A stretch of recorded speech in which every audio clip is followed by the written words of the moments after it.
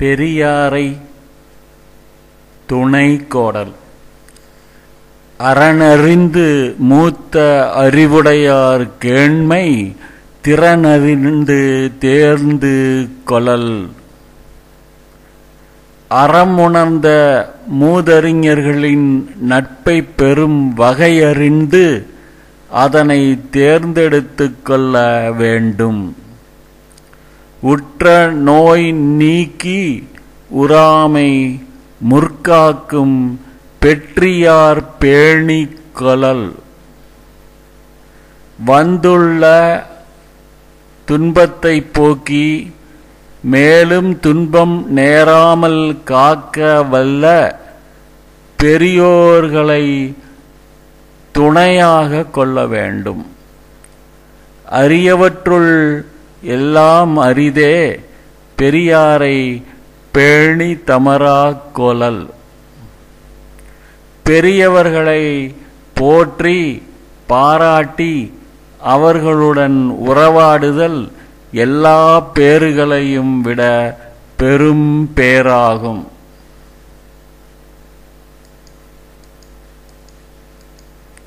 தம்மிற் பெரியார் தமரா ஒழுகுதல் வன்மையுள் எல்லாம் தலை.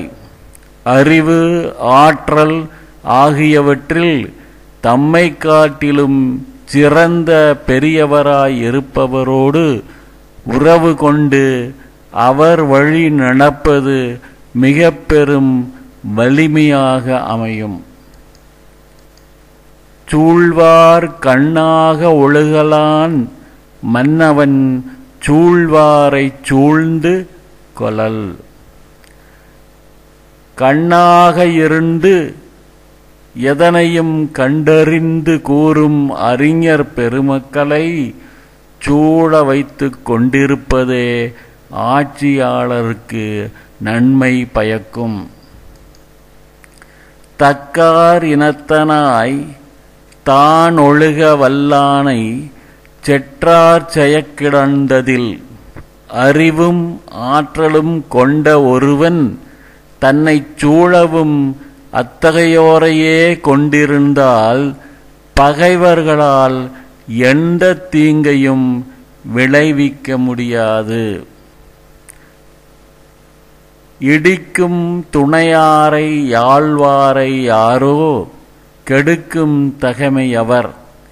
இடித்துரைத்து நல் வழி காட்டுபவரின் துணையை பெற்று நடப்பவர்களை கெடுக்கும் ஆற்றல் யாருக்கு உண்டு? இடிப்பாரை இல்லா ஏமரா மன்னன் கெடுப்பார் இலானும் கெடும். குறையை உணர்த்துவோர் இல்லாத அரசு தானாகவே கெடும்.